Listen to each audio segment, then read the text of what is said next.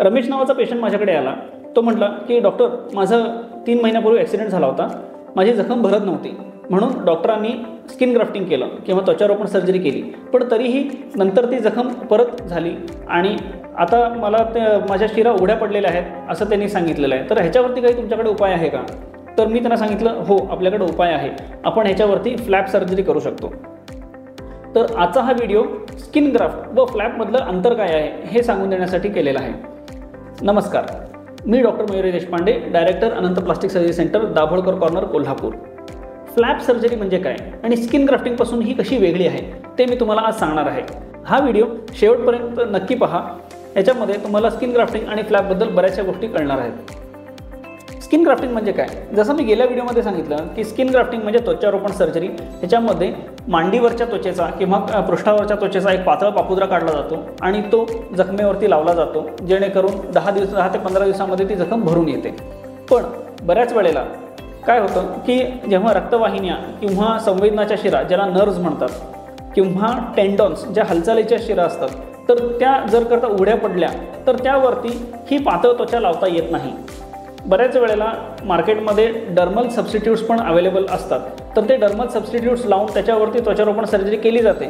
पण रक्तवाहिन्या किंवा संवेदनाच्या शिरा, तरीही त्याच्यामध्ये प्रॉब्लेम येतो, रक्तवाहिन्यांमध्ये रक्त गोठण्याची शक्यता असते. तर अशा वेळेला फ्लॅप सर्जरी करणं हे गरजेचं असतं. फ्लॅप सर्जरी म्हणजे काय?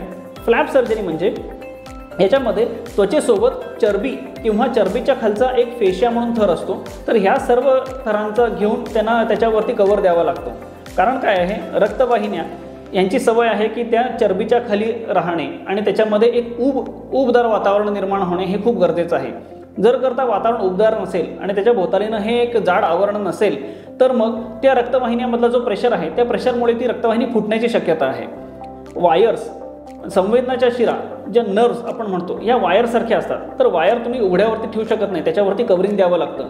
तर त्याचप्रमाणे ज्या आपल्या शरीरामध्ये नर्व्ज आहेत, त्या नर्व्जना पण त्याच्यावरती एक कवरिंग किंवा आवरण किंवा त्याच्यावरती एक कवच लावण्याची गरज असते, ज्यासाठी स्किन ग्राफ्टिंग हे खूप पातळ कवच आहे, तर त्याच्यावरती एक जाड कवच देण्याची गरज असते. तर हे कवच आपण फ्लॅपद्वारे देऊ शकतो. आता हे फ्लॅप्स म्हणजे कुठून घेता येतात? जसं मांडीवरनं पातळ त्वचा घेतली जाते, तर मांडीवरनंच हे फ्लॅप घेता येतात का? तर नाही. फ्लॅप्समध्ये 2 प्रकार आहेत. एक जवळचे तिथल्या आजूबाजूचाच टिश्यूचा वापर करून त्याच्यावरती फ्लॅप सर्जरी करणे, आणि दुसरं आहे की लांबून एखादा फ्लॅप उचलून घेणे आणि त्याला इथे लावणे. तुम्ही बघितलंच असाल की बऱ्याचशा प्लास्टिक सर्जरीबद्दलच्या व्हिडिओजमध्ये एक चित्र दाखवलं जातं, ज्याच्यावरती कपाळावरनं त्वचा घेतलेली असते आणि त्याच्याने नाक बनवलेलं असतं, नाकावरती ते फिरवून लावलेले असते. असे चित्र खूप इंटरनेटवरती अवेलेबल आहे. तर प्लास्टिक सर्जरी म्हणून सर्च केल्याबरोबर हे चित्र पहिले येतं. तर हे जे होतं, तर ही सर्जरी आहे फ्लॅप सर्जरी. याच्यामध्ये काय केलेलं आहे की कपाळावरचं त्वचा काढलेले आहे आणि त्याच्या देठावरती हे उचलून घेतलेलं आहे आणि नाक तुटलेलं, त्या पेशंटचं नाक तुटलेलं असतं, तर ते नाकाची रचना परत बनवली जाते. तर अशा रीतीने जो बनवलेला फ्लॅप आहे, त्याचा जो देठ आहे तो 21 दिवस तसाच ठेवला जातो. 21 दिवसामध्ये अलीकडून जिथे ते ज्या जखमेवरती ते लावलेलं आहे, त्या जखमेतून त्याला ब्लड सप्लाय सुरू होतो. मग त्याचा देठ कापून फायनली त्याला इन्सर्टिंग केली जाते. तर अशा सर्जरीला फ्लॅप सर्जरी असं नाव आहे. आता हातावरती छोटीशी जखम असेल, तर त्याला हातावरचीच त्वचा बाजूची सरकवून त्याच्यावरती फ्लॅप केला जातो. समजा की चेहऱ्यावरती काही हाड काढलेलं आहे, उदाहरणार्थ कॅन्सरची सर्जरी झालेली आहे, तर त्याच्यामध्ये जबड्याचं हाड काढलेलं आहे, जिभेचा काही भाग काढलेला आहे, तोंडातली जी आतली मऊ त्वचा असते ती काढलेली आहे आणि बाहेरची पण त्वचा काढलेली आहे. तर एवढा सारा टिश्यू जो आहे, तर एवढा सारा टिश्यू दुसरीकडे चेहऱ्यावरती कुठेच उपलब्ध नाही आहे. मग अशा वेळेला काय उपाय करता येतो? तर अशा वेळेला काय केलं जातं की फ्री फ्लॅप्स केले जातात. फ्री फ्लॅप्स म्हणजे काय की पायावरती गुडघ्याच्या खाली 2 हाड असतात, एक टिबिया आणि फिब्युला.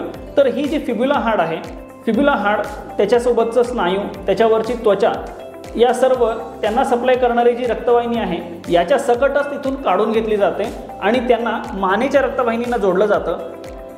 हाड हे जबड्याच्या हाडाला जोडून जबड्याचं हाड पूर्ण बनवलं जातं. त्वचेसाठी आणि तोंडाच्या आतल्या मऊ त्वचेसाठी वापरली जाते आणि स्नायूंना शिवले जातात.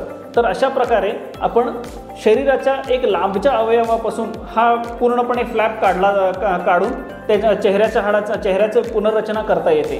त्याचप्रमाणे जीभ जर करता कॅन्सरमुळे काढावी लागली असेल तर हातावरची त्वचा घेऊन त्याच्या रक्तवाहिनीसकट घेतली जाते आणि त्याला तोंडातल्या रक्तवाहिनीशी जोडलं जातं आणि नवीन जीभ बनवली जाते।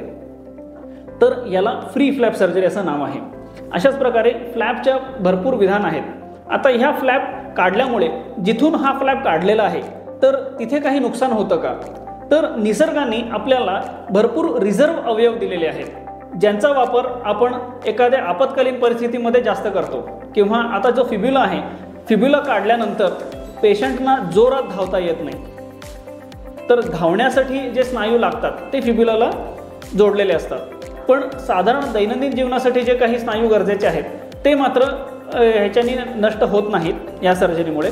त्यामुळे पेशंट त्याचा दैनंदिन कार्यक्रम सगळा करू शकतो, चालू शकतो नॉर्मली, किंवा थोडंफार धावू पण शकतो, पण जास्त जोरात धावू शकत नाही। त्याचप्रमाणे हातावरती सुद्धा त्वचा थोडीफार अतिरिक्त असते जी आपण किंवा जी रक्तवाहिनी आहे, जी अतिरिक्त रक्तवाहिनी दिलेली गेलेली आहे, जी आपत्कालीन परिस्थितीमध्ये जी गरज पडते, तर अशीच रक्तवाहिनी या सर्जरीसाठी वापरली जाते। त्यामुळे डोनर साईट म्हणजे जिथून हा अवयव काढून घेतलेला आहे त्या ठिकाणी फारसं नुकसान होत नाही। आणि कॅन्सर किंवा ॲक्सिडेंट होऊन जर करता खूपच जास्त धोका होणार आहे किंवा तो शरीराचा भाग खूपच विद्रूप होणार आहे तरच अशा प्रकारची सर्जरी केली जाते। या फ्लॅपला म्हणजे ग्राफ्टिंगला जखम भरण्यासाठी 10 ते 15 दिवस लागतात, तर फ्लॅपला जखम भरण्यासाठी किती वेळ लागतो? तर फ्लॅपची जखम भरण्यासाठी सुद्धा 10 ते 15 दिवस लागतात। आणि जिथून हा फ्लॅप काढलेला आहे तर त्या ठिकाणी त्वचारोपण केलं जातं आणि तिथली पण जखम 10 ते 15 दिवसांमध्ये भरून येते। ह्याच्यानी काही कॉम्प्लिकेशन होऊ शकतात का? तर ह्याच्यानी आता या फ्लॅप सर्जरीमध्ये रक्तपुरवठा जो आहे तो त्या फ्लॅपच्या ठिकाणाहून येत असतो। त्याच्यामुळे जर करता हा फ्लॅप खेचताना म्हणजे फ्लॅप करताना जर का जास्त ओढाताण झाली असेल किंवा रक्तवाहिनी जोडताना काही प्रॉब्लेम झाला असेल तर ते रक्त गोठून तो फ्लॅप काळा पडू शकतो किंवा पूर्णपणे नष्ट होऊ शकतो आणि त्याच्यामुळे परत एकदा ह्याला सर्जरी करण्याची गरज पडण्याचा रिस्क हा आहेच। त्यासोबतच डायबिटिक पेशंटमध्ये किंवा कॅन्सरच्या पेशंटमध्ये फ्लॅप करण्यामध्ये थोडाफार रिस्क राहतो।